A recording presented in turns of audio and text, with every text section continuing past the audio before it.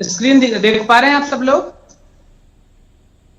हाँ sir. Yes sir, देख yes sir. चलिए, तो आज चर्चा करें भारतीय राष्ट्रीय आंदोलन का उदय और विकास, इसके बारे में। तो इसके पहले मैं आपको बता दूं कि जो सिलेबस है आपका नया, उसमें इतिहास की बात करें, हम मध्य प्रदेश के इतिहास की बात अभी नहीं कर रहे हैं, उसकी चर्चा हम फिर कोई, जब ये इतिहास जनरल वाला हो जाएगा तब कोई दिन चर्चा करेंगे। तो उसमें 4 चीजें लिखी हुई हैं, प्राचीन और मध्यकालीन इतिहास। दूसरा है फिर 19वीं और 20वीं सदी में सामाजिक और धार्मिक सुधार आंदोलन। तीसरा लिखा है स्वतंत्रता संघर्ष और भारतीय राष्ट्रीय आंदोलन, और इसके बाद लिखा है चौथे में स्वतंत्रता के पश्चात भारत का एकीकरण और पुनर्गठन। तो प्राचीन और मध्य है वो आप देख लेना, आवश्यकता महसूस हो तो बिल्कुल बताना, मैं पढ़ाऊंगा। नहीं तो वैसे भी हिस्ट्री यदि आपसे बन जाए तो हम दूसरे कोई टॉपिक ले सकते हैं, जैसा कि हमने चर्चा किया कि विज्ञान पर्यावरण हो या अन्य कोई चीजें हो, आयोग वगैरह में। तो आज हम ये देख रहे हैं जिसमें मेजर प्रश्न काफी आते हैं, तो राष्ट्रीय आंदोलन के विकास के बारे में। तो 1857 की क्रांति हुई, उसको आप देखिएगा। 1800 उसको मुझे उम्मीद है कि सबने पढ़ा होगा। 1857 की क्रांति के बाद आप देखें लगभग 25 साल का पीरियड एक शांति जैसा बना रहा। फिर अगला जो हम पढ़ते हैं, जनरली क्या पढ़ते हैं, 1885 में कांग्रेस की स्थापना। वहां से जो है वो एक संगठित रूप से जो है राष्ट्रीय आंदोलन का विकास शुरू हुआ।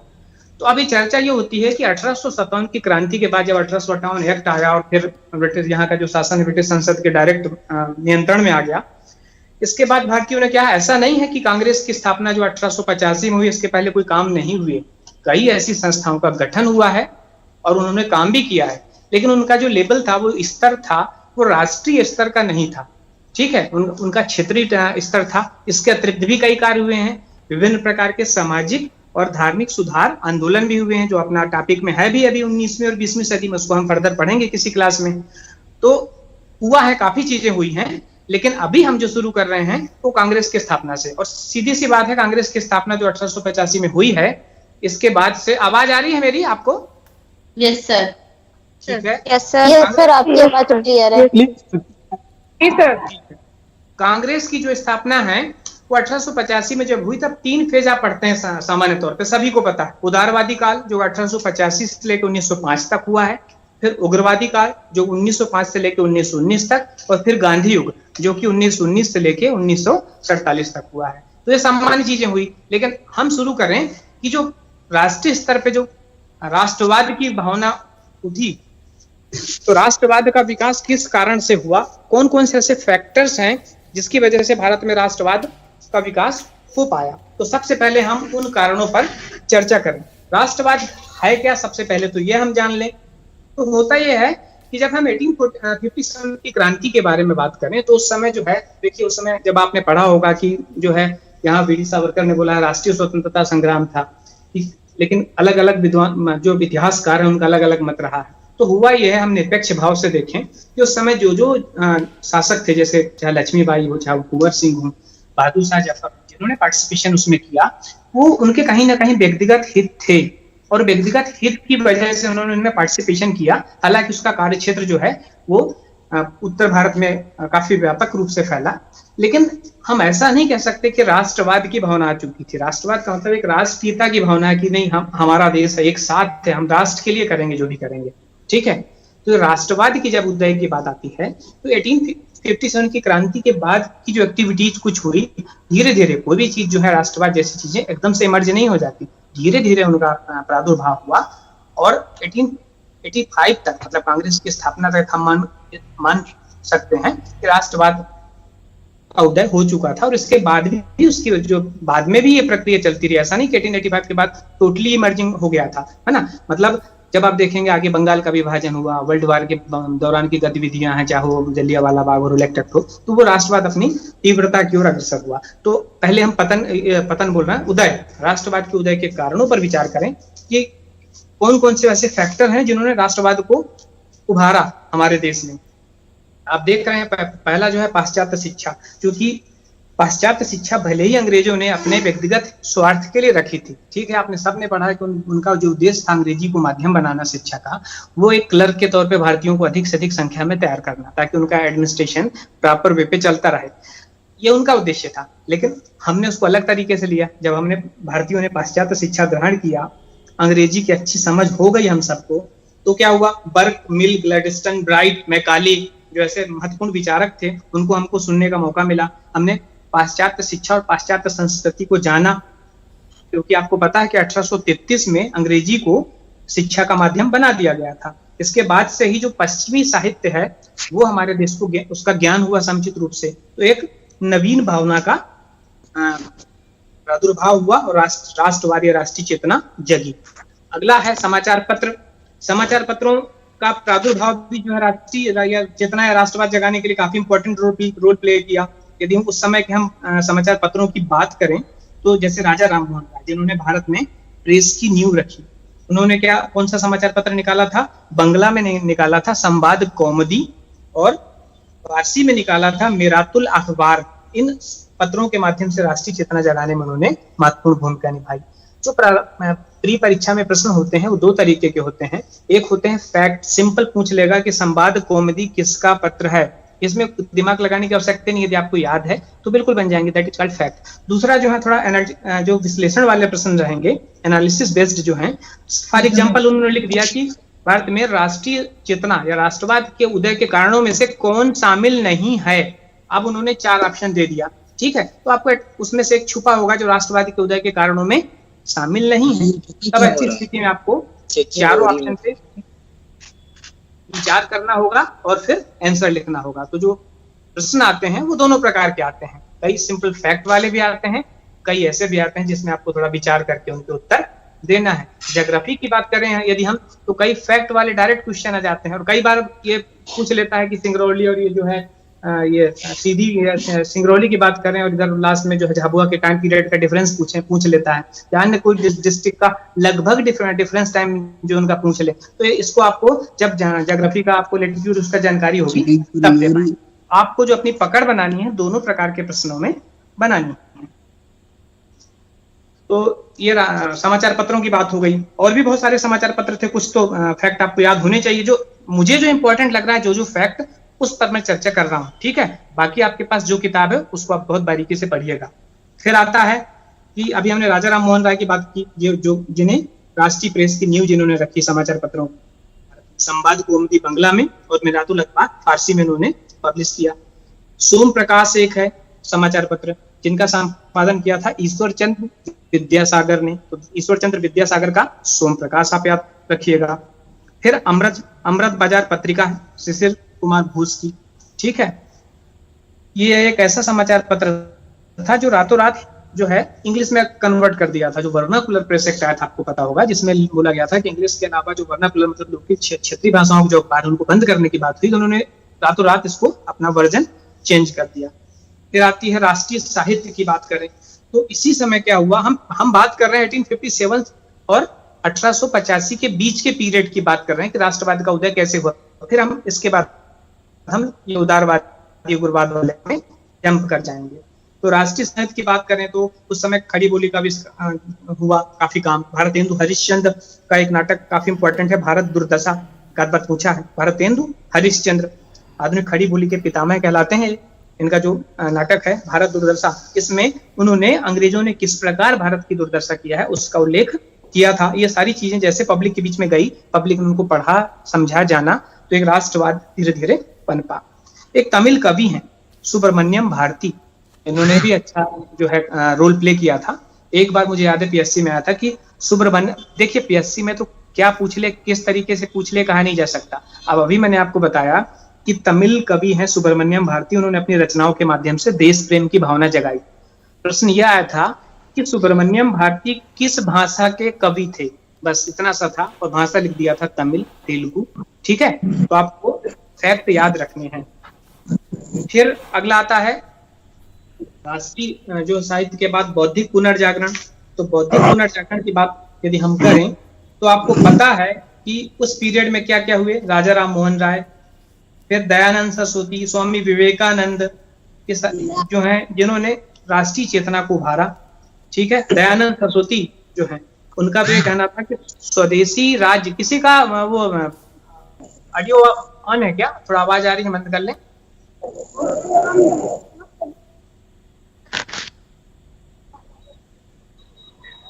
तो बौद्धिक पुनर्जागरण की बात कर रहे हैं कि जो बौद्धिक वर्ग है हमारे देश में, ठीक है,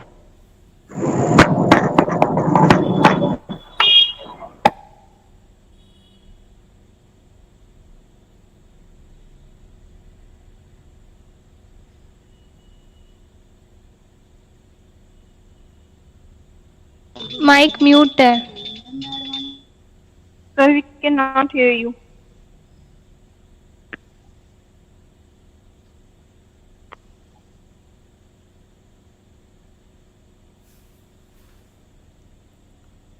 सर आपका माइक म्यूट हो चुका है। सर आपका माइक म्यूट है।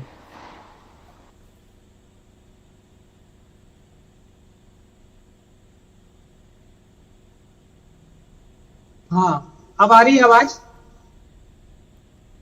Yes sir. ये ऑटोमेटिक म्यूट हो जाता है इसमें, लगता है, क्योंकि अभी स्क्रीन दिख पा रही है कि नहीं दिख रही है आपको?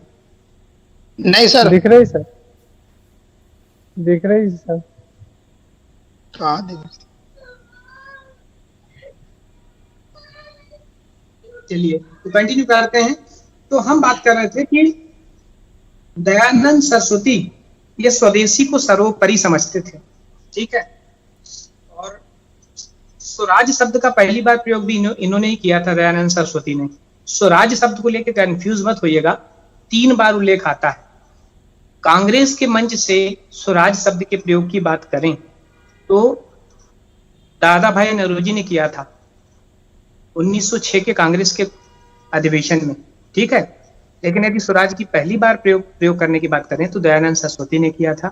और स्वराज्य मेरा जन्म सिद्ध अधिकार है, मैं इसे लेके रहूंगा, ये डायलॉग की बात करें तो लोकमान्य तिलक थे। ये 3 पॉइंट्स हैं, अलग अलग याद रखिएगा।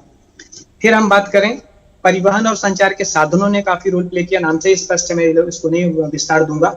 राजनीतिक एकीकरण की बात करें कि जो अंग्रेज हैं उन्होंने भारत का राजनीतिक एकीकरण किया। उन्होंने अपनी प्रशासनिक सुविधा जो औपनिवेशिक शासन चला रहे थे उसमें पकड़ मजबूत बनाने के लिए किया, लेकिन कहीं ना कहीं ये बात जो है राष्ट्रवाद को जगाने में भी इसने मदद किया। एक और बात, भारतीयों के प्रति भेदभावपूर्ण नीति जो थी, जो समानता का अधिकार की बात कर रहे हैं, वो जो भारतीयों को उसमें प्राप्त नहीं था, इस भेदभावपूर्ण की नीति ने भी राष्ट्रवाद को जागृत किया। अब बात आती है सबसे इंपॉर्टेंट पॉइंट्स की, जो है वो है आर्थिक शोषण, जिसको हम आगे फर्दर उदारवादी काल में पढ़ेंगे कि आर्थिक शोषण भारत का अंग्रेज किस तरीके से कर रहे हैं। जैसे आपको पता है कि भारत जो है सोने की चिड़िया कहलाती थी, कई अन्य विदेशी आक्रांता भी आए, दिल्ली सल्तनत की बात करें, मुगल काल की बात करें, इसके पहले भी आप देख रहे हैं शक कुषाण की बात। लेकिन ब्रिटिश औपनिवेशिक जो प्रशासन इस तरीके का था, उनका आर्थिक शोषण इस तरीके का था कि अन्य जो लोग आए थे उन्होंने यहीं शासन किया और यहाँ से प्राप्त पूंजी को कहाँ यहीं लगाया, लेकिन इन्होंने यहाँ से प्राप्त पूंजी को अपने देश में ले गए। यही जो भारत का, तो ये जो थ्योरी दिया था ये दादा भाई नौरोजी ने दिया था, जिसको हम जस्ट आगे फर्दर देखेंगे। तो इस बात की जानकारी जब कई सालों तक तो जन सामान्य समझ नहीं पाया कि आर्थिक शोषण किस तरीके से कर रहे हैं, जब वो समझ पाया तब राष्ट्रवाद जागा। और फिर कुछ एक और पॉइंट अंत में जो आप देख रहे हैं, लिटन जो हुए थे वायसराय और कर्जन, इन दोनों ने इस तरीके के कार्य किए कि प्रतिक्रियावादी कार्य हम देखते हैं कि इस तरीके के कार्य किए कि लोगों को क्रिया स्वरूप जो है राष्ट्रवाद की उत्पत्ति हुई। क्या काम किए थे आपको पता होगा कि लिटन की जो पीरियड में जो है दिल्ली दरबार वर्नाकुलर प्रेस एक्ट की बात हो, आईसीएस की एज लिमिट जो है 21 से 19 कर दिया था इन्होंने, ठीक है। कर्जन का तो पता ही आपको, मेन विश्वविद्यालय एक्ट जो पारित किया था, और इसके अलावा बंगाल विभाजन, उसका मेन जो है वो प्रतिक्रियावादी कार्य था। तो ये है राष्ट्रवाद के उदय के कारण। अब हम जान रहे हैं, हम उदारवादी काल शुरू करें या कांग्रेस की स्थापना शुरू करें, इसके पहले हम ये भी देख लें कि कांग्रेस की स्थापना के पहले भी भारत में कई राजनीतिक संस्थाएं थी। ऐसा नहीं था कि जो है कांग्रेस की स्थापना के पहले कोई संस्था नहीं थी, अभी हमने चर्चा भी किया था। उसमें से जिस पे प्रश्न आने की संभावना है हमने उनको भर यहाँ लिखा हुआ है। पहला है land holder society. Land holder society जिसको हम जमींदारी एसोसिएशन भी कहते हैं, ये जमींदारों का संगठन था और ये भारत का सबसे पुरानी राजनीतिक संगठन था। क्या है, ये भारत की प्रथम राजनीतिक संस्था कह सकते हैं इसको, फर्स्ट। इसकी स्थापना हुई थी 1838 में, मतलब 1857 के भी पहले 1838 में द्वारकानाथ टैगोर ने और साथ में राधाकांत देव, इन 2 लोगों ने मिलकर बनाया था। और जमींदारों के हितों की रक्षा करना इसका कार्य था। तो इस पे प्रश्न एक आध बार पूछा है। अगला है ईस्ट इंडिया एसोसिएशन। ये नाम जरूर है, ये देखिए, लेकिन ईस्ट इंडिया एसोसिएशन और इसके नीचे जो इंडियन एसोसिएशन है, दोनों को गौर से सुनिएगा। ईस्ट इंडिया एसोसिएशन जो है ये लंदन में स्थापना की गई थी। दादा भाई नौरोजी ने लंदन में स्थापना किया था 1866 में, 1866 में। उद्देश्य क्या था लंदन में बनाने का?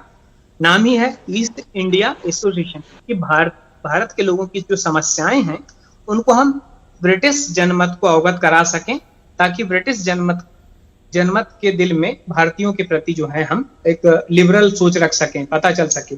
ठीक है, तो ये इनका सोच थी दादा भाई नौरोजी की। अब बात आती है इंडियन एसोसिएशन। तो ये इंडियन एसोसिएशन यहाँ भारत में बनाया गया था, कोलकाता में, और ये बनाया था सुरेंद्रनाथ बनर्जी और आनंद मोहन बोस ने।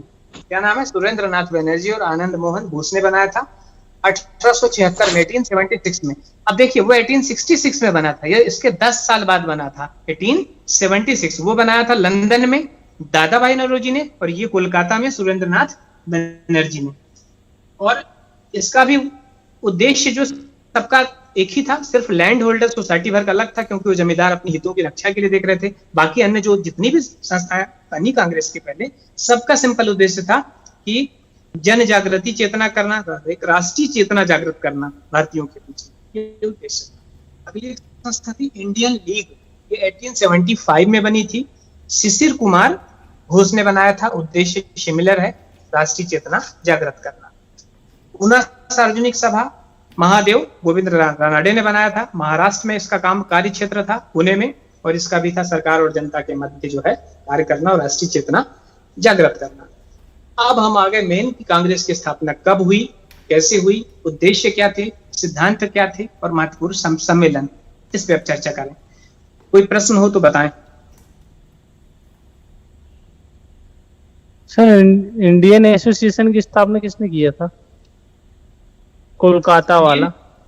इंडियन एसोसिएशन और ईस्ट इंडिया दो हैं। आप ये देखिए, जहां ईस्ट लगा है, ईस्ट क्या है? वेस्ट। ईस्ट इंडिया की बात करेंगे तो दादा भाई नौरोजी वाली लंदन की याद आनी चाहिए आपको। और जब इंडियन एसोसिएशन की करें, मतलब यहीं की बात है। देखिए, हम कोलकाता वाला की कोई बात करते हैं तो इंडियन एडमिनिस्ट्रेटिव सर्विस हो, चाहे इंडियन पुलिस सर्विस हो, मतलब यहाँ की बात है। तो यहाँ की बात कौन है? सुरेंद्र बनर्जी।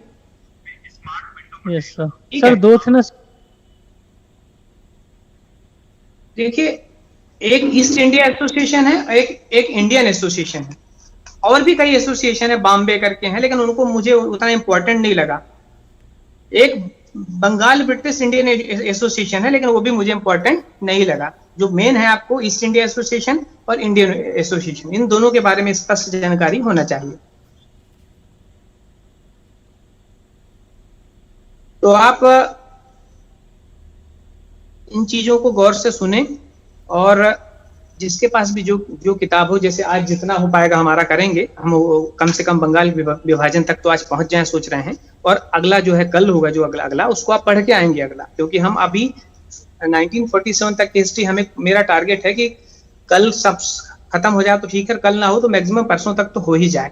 ठीक है, तो उसके लिए आपको कोऑपरेट करना है कि आपको पढ़ के आना है और सिंपल यहाँ चर्चा करना है। उससे क्या होगा कि जो मैं बता रहा हूँ, मेरे बताने से मैं सिर्फ उन पॉइंट्स पे फोकस कर रहा हूँ जो कि परीक्षाओं में पूछे गए हैं या पूछे जाते हैं। जब आप कोई किताब पढ़ते हैं तो बहुत सारा मटेरियल मिलता है। जैसे आप किसी किताब में देखेंगे तो आप इन संस्थाओं के नाम ही देखेंगे तो मोर देन 10 मिलेंगे, 10 से ज्यादा संस्थाएं मिलेंगी। ठीक है, लेकिन मैंने सिर्फ 5-6 संस्थाएं जो काम की हैं, जो मुझे लगा, वो मैंने चयनित किया। तो मेरा पढ़ाने का उद्देश्य भी यही है कि वो जो चीजें जो इंपॉर्टेंट है वो रिवाइज होती जाएं। लेकिन इसका मतलब ये नहीं है कि आप खाली इतना सुन के ही पारंगत बन जाएंगे। तो आवश्यकता है कि आप घर में अनिवार्य रूप से पढ़ें। तो अब आगे की बात करें, हम कांग्रेस की स्थापना की बात करें तो मैं बता दूं कि भारतीय भी चाह रहे थे उस समय, चूंकि एक जो देश कंट्री लेवल पे संस्था बनाना चाह रहे थे, एक राजनीतिक संस्था जो राष्ट्र स्तर पर हो, लेकिन अभी संस्थाएं बन नहीं रही थी। इंडियन एसोसिएशन की जो बात कर रहे हैं, उनको भी उन्होंने, सुरेंद्रनाथ बनर्जी ने राष्ट्रीय स्तर पर बढ़ाने का काफी प्रयास किया, लेकिन वो बढ़ा नहीं पाए। ठीक है, तो उसी समय क्या हुआ, ए.ओ. ह्यूम, जो ए.ओ. ह्यूम है, इनका बहुत ज्यादा योगदान है। वो स्कॉटलैंड के रहने वाले थे और यहाँ आईसीएस थे, यहाँ क्या थे? आईसीएस थे। तो आईसीएस क्या होता है, किसी कोई बताएंगे? और what is the difference between ICS and IAS? Sir Indian civil service.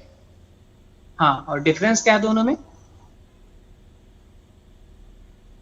नहीं पता सर अंग्रेजों ने ये चालू किया था आईसीएस और आईएएस तो बात की कहानी है सर। जब भारत स्वतंत्र हो गया उसके बाद का मतलब भारतीयों का उसमें योगदान हो गया उस टाइप। हाँ, मतलब आजाद हो गया ऐसा बोलो ना आप। जी, तो आप बिल्कुल सही बोल रहे हैं, कुछ भी नहीं है, दोनों वही हैं। आजादी के पहले आईसीएस नाम था और बाद में क्या हो गया? आईएएस। अभी जो हो गया इंडियन एडमिनिस्ट्रेटिव सर्विस, पहले क्या था? Indian civil services. ओके, अभी भी जो आप लोग तैयारी करते हैं वो बोलते हैं हम आईएएस की तैयारी कर रहे हैं, ये बोलना सही नहीं है। तैयारी किसकी करते हैं आप लोग? Civil services, CSE, civil services exam. आप यूपीएससी, कई लोग बोलते हैं हम यूपीएससी की तैयारी कर रहे हैं, तो भाई साहब यूपीएससी में कोई पोस्ट थोड़ी निकली हुई है। आप ना वहां अध्यक्ष की बात की तैयारी कर रहे हैं, ना वहां के आप स्टाफ मिनिस्ट्रियल स्टाफ की तैयारी कर रहे हैं। ठीक है, ऐसे एक चलन में आ गया, जैसे एमपीपीएससी बोलते हैं लोग, एमपीपीएससी की तैयारी कर रहे हैं। तो भाई एमपीपीएससी ने फिलहाल कोई पोस्ट नहीं निकाला है। कौन सी? वो अपने वो स्टाफ में, ना ही कोई स्टाफ में निकाला, ना ही उसके आयोग के अध्यक्ष का पद अभी कोई ऐसा होने वाला है जल्दी। कार्यकारी अध्यक्ष ऑलरेडी हैं। तो हम तैयारी किसकी कर रहे हैं? स्टेट सिविल सर्विसेज की। ओके, अब स्टेट सिविल सर्विसेज में डिप्टी कलेक्टर से लेके कई प्रकार के पद हैं। अब आप कहाँ पे पहुंचेंगे ये बाद में पता चलेगा इंटरव्यू के बाद। इसी प्रकार से जो सीएससी की तैयारी करते हैं, सिविल सर्विसेज एग्जाम जो यूपीएससी कंडक्ट कराता है, उसमें आप उसकी चूंकि टॉप मोस्ट पोस्ट आईएएस है, ठीक है, इसके बाद आईपीएस है, फिर और फर्दर बहुत सारी पोस्टें हैं। तो जो टॉप मोस्ट पोस्ट है उसके बेस पे हम क्या बोलते हैं कि हम तैयारी किसकी कर रहे हैं? आईएएस की। ठीक है, एक आईएएस भी होता है, कोई जानता है? IAAS।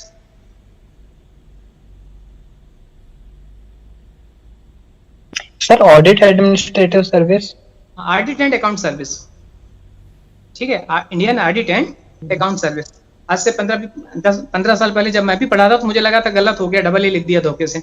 ठीक है, बहुत सारी सर्विसेज हैं। Indian audit and account service है। आईपीएस में भी 2 होती है, इंडियन पुलिस होती है, इंडियन पोस्टल होती है। आईईएस में भी होती है अलग अलग। चलिए आईएफएस में भी 2 हैं, आपको पता है। इंडियन फॉरेन सर्विस अलग है, इंडियन फॉरेन सर्विस अलग है। तो खैर अपन ट्रैक चेंज कर रहे हैं, वापस आ जाएं। हाँ, कांग्रेस की स्थापना पे आ जाएं वापस। ठीक है, तो कहां तक हमने चर्चा कर लिया? कांग्रेस की स्थापना। एओ ह्यूम से हम भटक गए थे। एओ ह्यूम जो है आईसीएस थे, स्कॉटलैंड के रहने वाले थे। और यहाँ क्या था कि उनको भारतीयों के प्रति जो है सच्ची दया थी बोल दें या सच्ची सहानुभूति थी बोल दें, कि भारतीयों को वो चाहते थे कि प्रॉपर वे पे जो अधिकार है, राइट से मिल पाए। इसके लिए उन्होंने सोचा कि एक संगठन बनाया जाए। और कांग्रेस के जो तत्कालीन नेता थे वो भी चाह ही रहे थे एक ऐसा हम संगठन बनाए। तो दोनों लोगों के विचार मिल गए। ऐसी स्थिति में जो है कांग्रेस बना। इसका जो शुरू में नाम रखा गया था वो इंडियन नेशनल यूनियन रखा गया था, लेकिन बाद में जब दिसंबर में इसका रिविजन हुआ, उसी समय दादा भाई नौरोजी के कहने पे इसका नाम क्या कर दिया? इंडियन नेशनल यूनियन से बदल के क्या कर दिया? Indian national Congress. तो ये आपको पता होना चाहिए कि पहले क्या नाम रखा गया था और दादा किसके कहने पे नाम इंडियन नेशनल कांग्रेस बना। अब अभी हमने चर्चा किया कि दोनों ही, चाहे वो भारतीय हो, नेता हो, चाहे ये आईसीएस एओ ह्यूम हो, दोनों भारतीयों को राष्ट्र जो है राजनीतिक चेतना जागृत करने के लिए कांग्रेस बनाया। लेकिन इसके उद्देश्य सामान्य थे, लेकिन इसके कुछ थ्योरीज हैं। आपने पढ़ा होगा कई जगह कि एक सेफ्टी वाल्व की कॉन्सेप्ट सुनने को मिलता है कि जो एओ ह्यूम थे वो कांग्रेस बनाने के पहले डफरिन से मिले, जो उस समय तत्कालीन वायसराय थे। और ना सिर्फ डफरिन से मिले बल्कि वो लंदन भी गए, ब्रिटेन भी गए। वहां वो डलहौजी भी उस समय जीवित बचे थे अभी भी 1885 में, तो डलहौजी से भी मिले, रिपन से भी मिले, वहां चर्चा किया। और फाइनली जो है बोला एक ऐसा संगठन बनाया जाए, कई इतिहासकारों का मानना है कि जो ब्रिटिश साम्राज्य को भारत में सुरक्षा दे। मतलब किस तरीके से सुरक्षा दे? यदि कोई भारतीयों के मन में कोई असंतोष पनप रहा हो तो उसकी अभिव्यक्ति के लिए एक संगठन बनाए, ताकि उस अभिव्यक्ति के माध्यम से हमें पता चल सके कि भारतीयों के मन में हमारे प्रति क्या पनप रहा है। तो ये सेफ्टी वाल्व, जिसको एक कुकर का जो सेफ्टी वाल्व होता है ना, कि अचानक पता चला वो प्रॉपर काम ना करे तो कुकर ही फट जाएगा। तो इसलिए सेफ्टी वाल्व का कॉन्सेप्ट जो है ये विलियम जो एओ ह्यूम के जीवनीकार थे, विलियम बेडनवर्न, उन्होंने एक बुक लिखा था, उसमें एक कॉन्सेप्ट दिया था। ठीक है, ये सेफ्टी वाल्व के तौर पे इसकी स्थापना की गई। उन्होंने कहा था, लाला लाजपत राय का भी कहना था कि ये ब्रिटिश सुरक्षा को के हितों को ध्यान में रखते हुए कांग्रेस की स्थापना की गई है।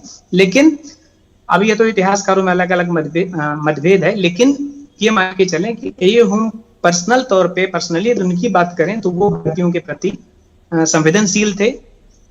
अब के थ्रू किसी ने पॉलिटिकल गेम खेल लिया हो, एक अलग बात है। अब हम बात करें कि कांग्रेस की स्थापना कर दिया, जो उसके सिद्धांत हैं उसमें मैं एक चीज और ऐड करूंगा कि यदि हम ये मानते हैं कि कांग्रेस की स्थापना सेफ्टी वाल्व के तौर पे अंग्रेजों ने की, तो भारतीय नेताओं का भी मानना था कि हम भी इसका तड़ित चालक के तौर पे प्रयोग करेंगे। तड़ित चालक आपको पता है कि जो है आकाशीय बिजली से बचने के लिए इमारतों में लगाया जाता है, और नेता ये चाहते थे कि चूंकि एक आईसीएस अधिकारी ब्रिटिश जो है जो ऑफिसर्स रह चुका है वो कांग्रेस की स्थापना करेगा, तो एक ब्रिटिशर्स का ज्यादा ध्यान नहीं जाएगा कि अरे क्या करने वाले हैं।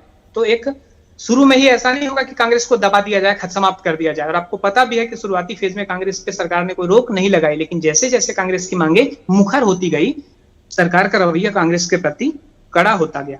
बाद में 1890 तक आते आते क्या हुआ कि सरकार ने शासकीय कर्मचारी थे उनका कांग्रेस में प्रवेश बैन कर दिया।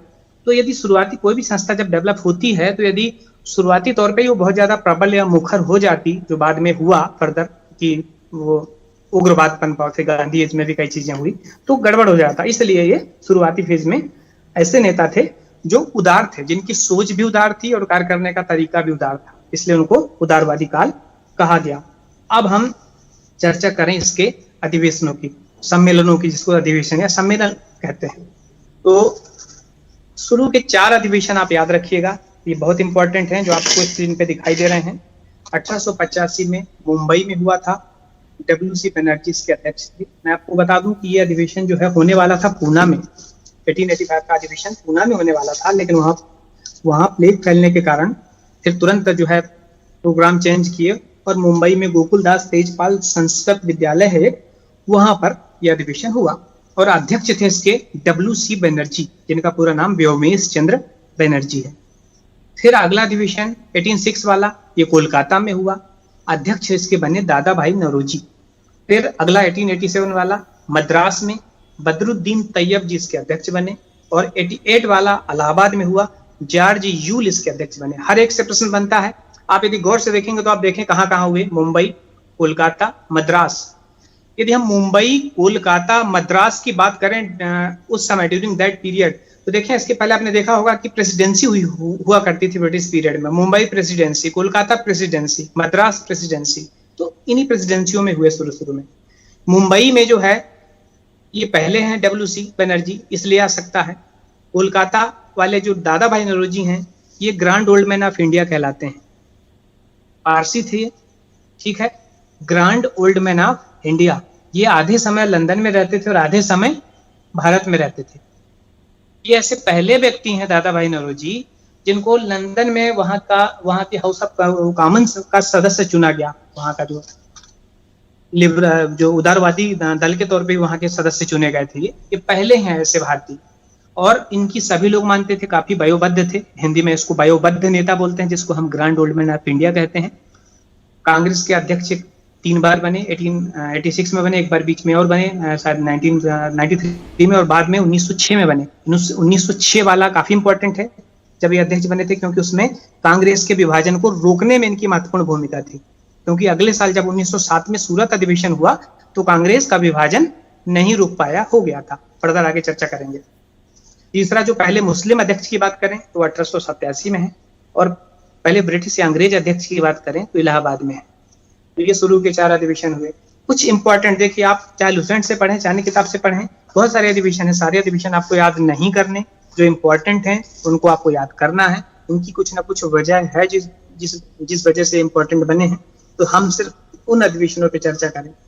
तो 4 के बाद अगला जो है आपको 1896 का याद रखना है, ये कोलकाता में हुआ था। इंपॉर्टेंट इसलिए है क्योंकि पहली बार कांग्रेस के इस अधिवेशन में वंदे मातरम गाया गया। वंदे मातरम पहली बार 1896 में गाया गया। अध्यक्ष जो थे वो रहीमुल्लाह सयानी थे इस अधिवेशन में। फिर 1905 की बात करें तो 1905 का बहुत इंपॉर्टेंट तो नहीं है, लेकिन चूंकि बंगाल विभाजन के कारण जो है काफी गहमा गहमी का माहौल था पूरे देश में, और स्वदेशी और बहिष्कार की चर्चा काफी हो रही थी पूरे देश में, आपको पता है। और कांग्रेस के मंच से इस स्वदेशी और बहिष्कार की शर्तों को पारित करवाना था। तो इसलिए इंपॉर्टेंट है, ये बनारस में हुआ था 1905 वाला। इसी समय में चूंकि बंगाल विभाजन हुआ था 1905 में, अक्टूबर में 16 अक्टूबर को बंगाल विभाजन जो है वो लागू किया गया था। और इसके बाद जब दिसंबर में, आपको मैं बता दूं कि जितने भी कांग्रेस के अधिवेशन हुए हैं सब दिसंबर में ही होते थे। दिसंबर में जब हुआ तो बनारस में हुआ, और गोपाल कृष्ण गोखले जो हैं ये इसके अध्यक्ष थे। गोपाल कृष्ण गोखले ने कौन सा संगठन बनाया था?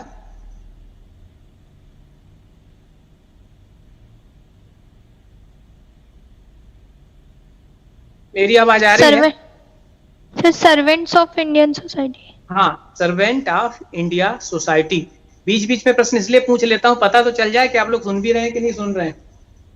चलिए आगे हम देखें कि 1906 का अधिवेशन, अभी जैसा कि मैंने चर्चा किया, बहुत ज्यादा इंपॉर्टेंट है। कोलकाता में हुआ था, अध्यक्ष थे दादा भाई नौरोजी। एक्चुअल में आपको पता है कि उग्रवादी काल जो है 1905 से ही हम पढ़ते हैं। देखिए 1885 से लेके 1905 तक 20 वर्ष जो है वो उदारवादी है। फिर 1905 से पढ़ते हैं, कब तक? 1919 तक, जब तक गांधी जी का प्रवेश नहीं हुआ उग्रवाद। तो 5 से हम पढ़ते हैं, लेकिन कांग्रेस देखिए 5 से लेके 7 तक, सूरत की फूट या सूरत का विभाजन कब हुआ? 1907 में। तो 2 साल तक वो कौन सी परिस्थितियां थी कि कांग्रेस के दोनों दल आंतरिक तौर पे एक दूसरे से बड़े गुस्सा थे, लेकिन फिर भी दावे रहे। चलो मान गया कि चलो ठीक है, हम अभी अब अलग नहीं होंगे। तो यही थे दादा भाई नौरोजी। जब 1906 में कोलकाता में अधिवेशन होने वाला था, तो जो उदारवादी, मतलब आंतरिक तौर पे तो 1905 से ही दोनों में विचारों में और कार्यशैली में मतभेद आ चुका था, ठीक है। 6 में जब अधिवेशन हुआ तो उदारवादी अपने व्यक्ति को अध्यक्ष बनाना चाहते थे और उग्रवादी अपने व्यक्ति को। तो लाला लाजपत राय को उग्रवादी बनाना चाहते थे अध्यक्ष 1906 में। और ऐसी स्थिति में क्योंकि लाला लाजपत राय काफी अधिक पॉपुलर थे, तो उदारवादियों ने इनको लंदन से बुलाया। ये फिर लंदन चले गए थे, क्योंकि वहां भी जाके काम करते थे। कांग्रेस की लंदन शाखा भी इन्होंने बनाई थी, वहां ब्रिटिश शाखा भी बनाई थी लंदन में दादा भाई नौरोजी ने। तो 1906 में वहां से आके इन्होंने अध्यक्ष का पद संभाला। और चूंकि grand old man of India दायोबद्ध नेता थे, उनका कहना सभी मानते थे, इसलिए कोलकाता अधिवेशन में 1906 में इन्होंने कांग्रेस के विभाजन को रुकवा दिया। कब तक के लिए? अगले साल तक के लिए। अगले साल फिर वो नहीं रुक पाया। रुकवाने की भी कुछ कंडीशन थी, जैसे स्वदेशी और बहिष्कार आंदोलन, उग्रवादी पूरे राष्ट्र में उसको फैलाना चाहते थे, जबकि उदारवादी सिर्फ बंगाल तक सीमित रखना चाहते थे। तो इन्होंने माना, राष्ट्रीय शिक्षा की बात माना इन्होंने, और स्वराज शब्द की बात माना। जो उग्रवादी स्वराज की बात करते थे, आपको अभी चर्चा हुई कि 1906 में स्वराज शब्द का पहला प्रयोग कांग्रेस के मंच से इन्होंने ही किया, दादा भाई नौरोजी ने। और क्यों किया? उग्रवादियों को की मांगों को मानने के लिए। फिर 1907 का सूरत अधिवेशन बहुत अधिक इंपॉर्टेंट है। इसमें कांग्रेस के दोनों दल अलग अलग हो गए, गरम दल या जिसको उदारवादी उग्रवादी बोलते हैं, और कांग्रेस का विभाजन हो गया, इसको कह सकते हैं हम। और अध्यक्ष कौन थे, यदि किसी को याद हो तो बताएं? 1907 के रास बिहारी बोस सर। रास बिहारी घोष सर। घोष घोष। हाँ, ये इसलिए मैं स्पेशली पूछा, ये कहानी काफी कम लोगों को पता होगी, हो सकता है आधे लोगों को पता हो। 2 नाम आते हैं इतिहास में जब हम पढ़ते हैं, एक रास बिहारी घोष आता है और दूसरा आता है रास बिहारी बोस। और ये दोनों ही नाम अलग अलग हैं। रास बिहारी शब्द तो ठीक है, तो जो घोष है वो उदारवादी नेता थे, घोष हैं जो, और जो बोस हैं वो उग्रवादी भी बोल लीजिए आप, उनको क्रांतिकारी भी बोल लीजिए। पहले मैं रास बिहारी बोस की बात कर लूं, तो रास बिहारी बोस को आपको याद होगा कि जब लॉर्ड हार्डिंग पे बम फेंका था दिल्ली दरबार के दौरान, वो रास बिहारी बोस थे। और जब बम कांड हो गया यहाँ और अंग्रेजों को उनकी तलाश हो गई, तब वो भाग गए बाहर जापान। और जब वहां होते हुए जापान में फिर उन्होंने सुभाष चंद्र बोस के पहले रास बिहारी बोस ने भी उनका साथ दिया था आजाद हिंद फौज में, याद होगा आपको। तो वो रास बिहारी बोस हैं। यहाँ बोस से रिलेशन किसका फिट करिए? बोस, दोनों बोस को एक साथ रख लीजिए आप, ठीक है। लेकिन जो घोष हैं वो अलग हैं, वो तो वयोबद्ध नेता हैं, काफी उम्र के हैं और उदारवादी नेता हैं। सूरत अधिवेशन में अध्यक्ष बने थे और इसके बाद उन्होंने दोनों दलों को अलग अलग होने से नहीं बचा पाए। ये घोष हैं, दोनों ही अलग अलग व्यक्ति हैं। आप चर्चा करें 1907 के बाद 1911 का अधिवेशन। तो 1911 का अधिवेशन भी कोलकाता में हुआ। कोलकाता में काफी अधिवेशन हुए और इसकी इंपॉर्टेंस इसलिए है कि पहली बार जन गण मन गाया गया है ना। इसके पहले हमने पहली बार वंदे मातरम वाला देखा था, ठीक है, 1896 वाला जो फर्स्ट है। देखिए फर्स्ट स्क्रीन में जो आप देख रहे हैं, फर्स्ट वाला जो ऊपर है, सबसे ऊपर 1896, वहां वंदे मातरम, और सबसे लास्ट में 1911 में जन गण मन। और कुछ इंपॉर्टेंट है, फॉर एग्जाम्पल 1916 का काफी इंपॉर्टेंट है। 16 का इसलिए इंपॉर्टेंट है क्योंकि मुस्लिम लीग और कांग्रेस एक हो गए थे इस समय, और कांग्रेस के नरम दल गरम दल भी एक हो गए थे 1916 के लखनऊ अधिवेशन में। दोनों का, मुस्लिम लीग और कांग्रेस भी एक हुए और उदारवादी गुरुवादी भी एक हुए, और अंबिका चरण मजूमदार इसके अध्यक्ष थे 1916 के अधिवेशन में। मैं इसको जल्दी जल्दी बताऊं क्योंकि याद करने की चीजें हैं, आप याद करिएगा। समझाने की चीजें जो रहेंगी उन पे ज्यादा फोकस करेंगे हम। 1917 वाली जो अधिवेशन ये भी कोलकाता में हुआ था, ये बहुत अधिक इंपॉर्टेंट है। एनी बेसेंट अध्यक्ष बनी थी और ये कांग्रेस की पहली महिला अध्यक्ष होने का गौरव इन्हें प्राप्त है। 1920 का जो अधिवेशन है वो नागपुर में हुआ था। सी विजय राघवाचारी साउथ इंडियन थे, ये अध्यक्ष बने थे। इंपॉर्टेंट ये है कि कांग्रेस ने भारत छोड़ो आंदोलन के प्रस्ताव को पारित किया था इसमें।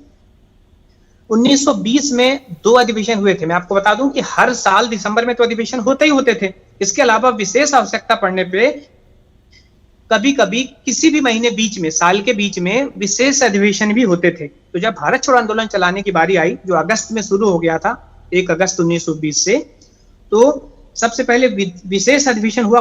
विशेष अधिवेशन कोलकाता में हुआ जिसकी अध्यक्षता लाला लाजपत राय ने की थी। बाद में जब नागपुर में 1920 में फाइनल वाला अधिवेशन हुआ, तब फिर उसके प्रस्ताव को मान लिया गया सहयोग के।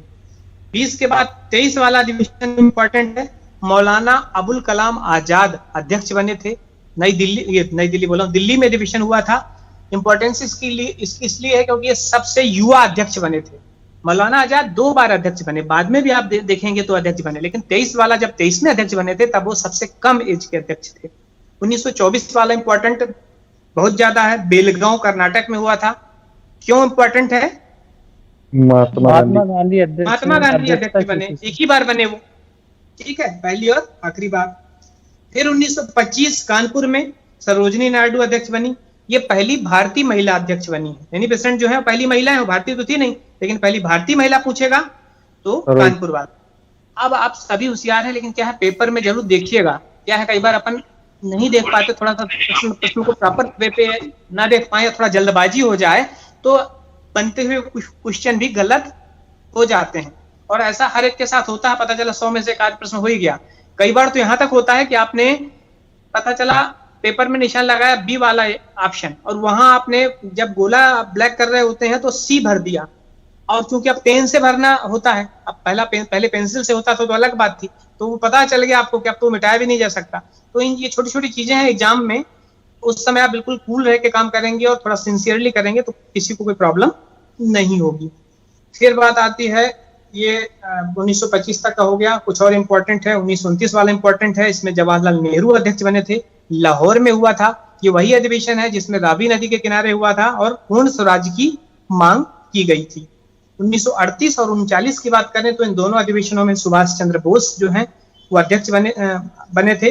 1938 वाला हरिपुरा में हुआ था, गुजरात में, और 1929 वाला जो है त्रिपुरी ये जबलपुर वाला यहाँ हुआ था।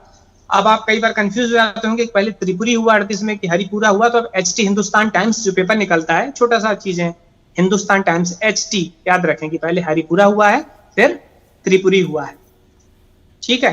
तो कुछ इसके बाद 46 की बात कर लें, फिर हम उसकी बात करेंगे। 46 वाला जो है इंपॉर्टेंट इसलिए है, मेरठ में हुआ था और JB कृपलानी बने थे अध्यक्ष। इसलिए इंपॉर्टेंट है क्योंकि पूछता है कई बार कि आजादी के समय 46 से हुआ तो 47 तक चलता रहा, तो आजादी के समय जब देश आजाद हुआ उस समय कौन अध्यक्ष थे?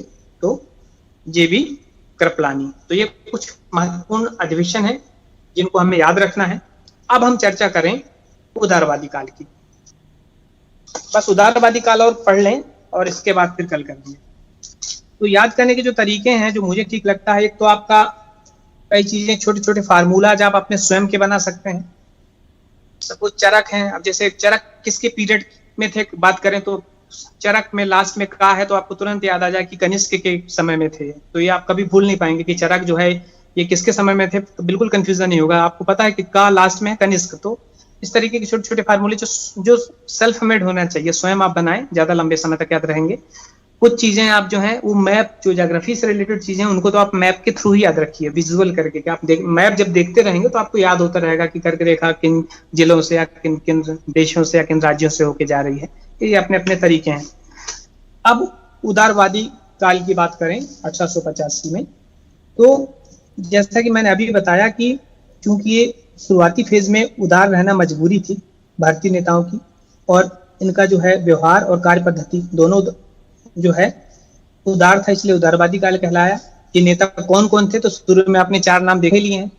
जो आयोग के अध्यक्षों की बात हमने अधिवेशन की बात की है कांग्रेस की, चाहे वो WC बनर्जी हो, चाहे वो दादा भाई नौरोजी हो, बदरुद्दीन तैयब जी हो, महादेव गोविंद रानाडे हो, फिरोज शाह मेहता हो, सुरेंद्र नाथ बनर्जी हो, गोपाल कृष्ण गोखले हो, ठीक है, चाहे मदन मोहन मालवीय हो, ये सब उदारवादी नेता थे।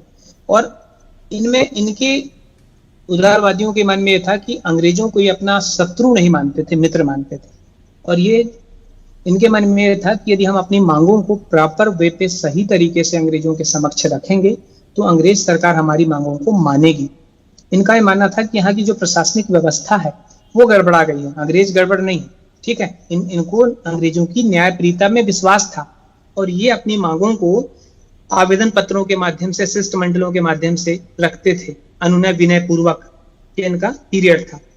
और उस समय कांग्रेस के जो सदस्य थे वो ज्यादातर बुद्धिजीवी वर्ग थे, मध्यम वर्गीय, जिसमें वकील, डॉक्टर, इंजीनियर, पत्रकार, साहित्यकार शामिल थे। जन सामान्य, भारत का बहुसंख्य वर्ग जो है कि कृषक है, मजदूर है, वो इस समय तक कांग्रेस में शामिल नहीं हो पाया था। उग्रवाद के समय पर धीरे धीरे ये चीज जुड़ा और गांधी जी ने आके फिर भारत के फिर उसको जन आंदोलन के रूप में परिवर्तित किसने किया? गांधी जी ने।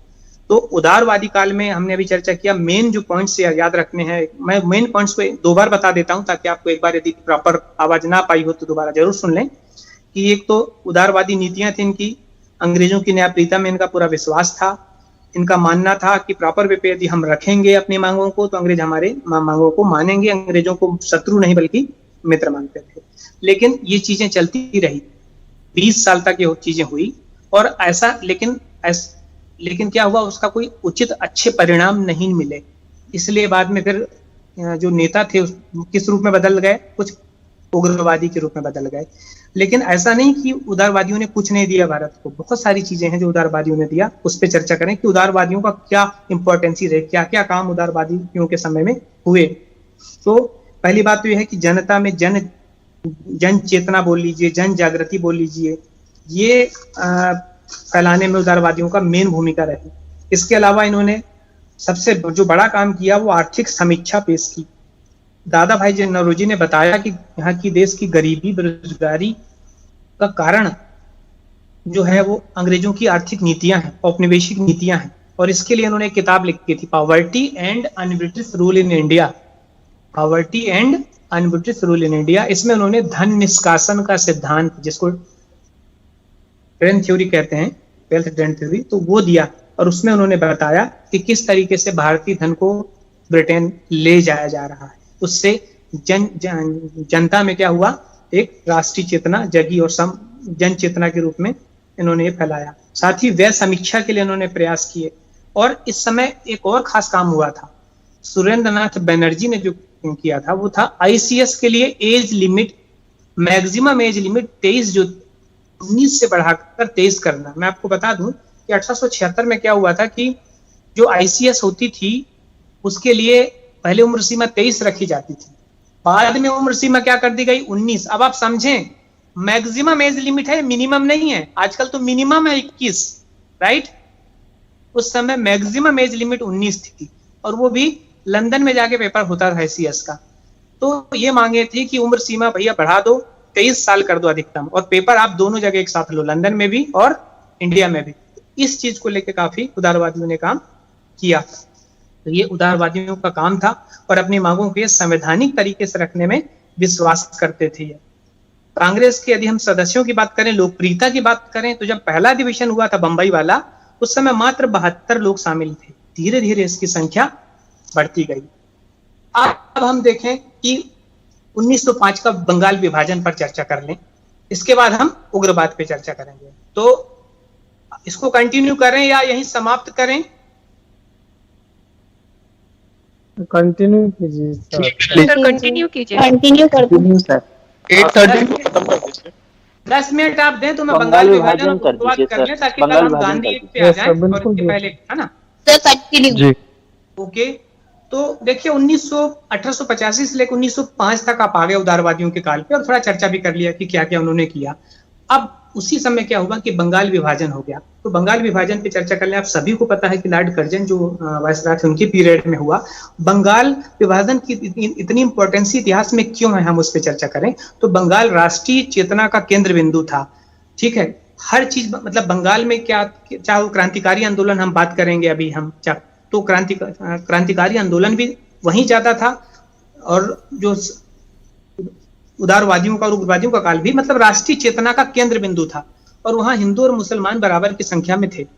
ब्रिटिश की चूंकि शुरू से ही पॉलिसी थी कि फूट डालो और राज करो, डिवाइड एंड रूल की पॉलिसी थी, तो उसी के तहत कर्जन ने क्या किया, ऊपरी तौर पे तो उन्होंने ये बोला कि हम प्रशासनिक सुविधा के लिए बंगाल का विभाजन कर रहे हैं, बट वास्तविक कारण क्या थे, वो हिंदू मुस्लिमों में फूट डालना चाहते थे ताकि राष्ट्रीय आंदोलन को, जो नवीन राष्ट्रीय चेतना का विकास हो रहा है, उसको वो दबाना चाहते थे, ठीक है। हालांकि बंगाल उस समय काफी बड़ा था। आज आप देख रहे हैं पश्चिम बंगाल है, ये पश्चिम बंगाल है हमारा, ठीक है। बिहार और उड़ीसा अलग हैं, अब तो झारखंड भी हो गया। और आपको पता है कि बांग्लादेश ये भी भारत का ही पार्ट था, और ढाका तक पूरा। तो उस समय क्या था, बांग्लादेश, आज का पूरा बांग्लादेश, पश्चिम बंगाल आज का, बंगाल, बिहार, उड़ीसा, झारखंड पूरा मिला के जो है, असम का कुछ भाग भी था, ये पूरा एक बंगाल था। प्रशासनिक दृष्टि से निश्चित तौर पर थोड़ा प्रॉब्लम थी, लेकिन अंग्रेजों का मूल उद्देश्य राष्ट्रीय चेतना का समाप्त करना था। तो उन्होंने क्या किया, उसके लिए डिवाइड रूल कैसे किया, उन्होंने दो भागों में बांट दिया, एक पूर्वी बंगाल और एक पश्चिमी बंगाल। पूर्वी बंगाल का हेडक्वार्टर बनाया उन्होंने ढाका को, और आज का पूरा बांग्लादेश जो है उसमें रखा, और पश्चिमी बंगाल का हेडक्वार्टर कोलकाता को बनाया, और उड़ीसा और बिहार और बंगाल को एक कर दिया। और हुआ यह कि जो पश्चिमी बंगाल है हमारा, जो आज के इंडिया में है, इसमें उन्होंने हिंदुओं को बहुसंख्यक कर दिया था, मुस्लिमों की अल्पसंख्यक, कम कर दिया संख्या। और जो पूर्वी बंगाल जिसका हेडक्वार्टर ढाका था, वहां उन्होंने मुस्लिमों को बहुसंख्यक कर दिया था और हिंदुओं की संख्या कम कर दी थी। दोनों ही भाग में, पूर्वी बंगाल में क्या किया, मुस्लिमों का वर्चस्व कायम कर दिया, संख्या अधिक कर दिया, इस तरीके से डिवाइड किया, और यहाँ हिंदुओं को, ताकि ये आपस में कंट्रोल करते रहें और राष्ट्रीय चेतना का विकास ना हो। लेकिन सभी व्यक्तियों को ये पता चल गया कि वास्तविक कारण ये है, इसलिए तीव्र विरोध हुआ पूरे भारत में। और मैं आपको बता दूं कि बंगाल विभाजन की जो बात शुरू हुई थी, वो 1903 से हुई थी। 1903 में ब्रिटिश संसद में प्रस्ताव लाया गया था। बाद में जो 1903 की डेट तो मैंने आपको नहीं लिखा, मैंने आपको 5 वाली 2 डेटें लिखा है, कि जो आपको 3 को याद में रखना है कि 3 में शुरुआत हुई थी कहानी, लेकिन 20 जुलाई 1905 को बंगाल विभाजन की घोषणा की गई, ठीक है। तो शुरुआत हुई 3 से, लेकिन घोषणा कब की गई, 20 जुलाई 1905 में, और बाद में 16 अक्टूबर को लागू कर दिया गया, लागू, ठीक है, शब्दों पे आप जाइएगा। घोषणा की गई 20 जुलाई 1905 को, लागू किया गया 16 अक्टूबर 1905 को। कहानी शुरू हुई थी 1903 को। तो जब 3 से कहानी हुई थी, थोड़ा बहुत विरोध तभी शुरू हो गया था, लेकिन ब्रिटिश शासन ने ध्यान नहीं दिया। लेकिन जब 20 जुलाई 1905 को घोषणा कर दिए, तब तो जो है तीव्र विरोध शुरू हो गया। आपको पता है कि स्वदेशी का जो शुरुआत हुई, स्वदेशी आंदोलन और उसके खिलाफ बहिष्कार आंदोलन, वो यहीं से शुरू हुई।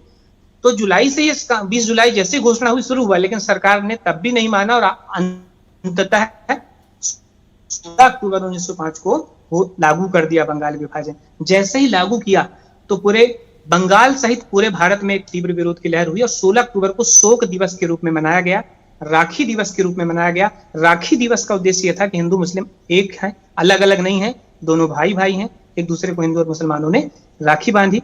और तभी से जो है ये स्वदेशी आंदोलन, स्वदेशी चीजों का प्रयोग और विदेशी वस्तुओं का बहिष्कार, इसकी कहानी शुरू हुई। और वहीं से फिर, चूंकि कांग्रेस के 2 प्रकार के नेता जिनकी हमने चर्चा किया, उदारवादी चाहते थे कि ये जो बहिष्कार आंदोलन है ये सिर्फ बंगाल तक सीमित रहे, और उग्रवादी चाहते थे कि ये पूरे देश में रहे। इसको लेके काफी विरोध हुए दोनों पक्षों में।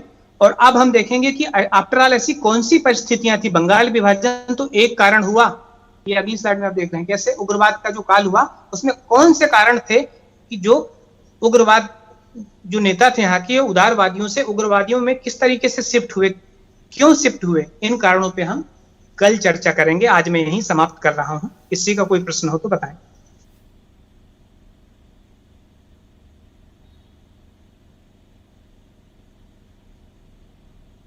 Thank you sir. ओके, तो कल आप आगे का पढ़ के आइए, इसको कंटिन्यू करेंगे कल। Yes sir. ठीक है? बहुत बढ़िया सिंह साहब। Thank you, sir. Thank you sir thank you sir. Thank you sir. Thank you sir. Thank you sir. Thank you sir. Thank you sir. Thank you sir. Thank you very much.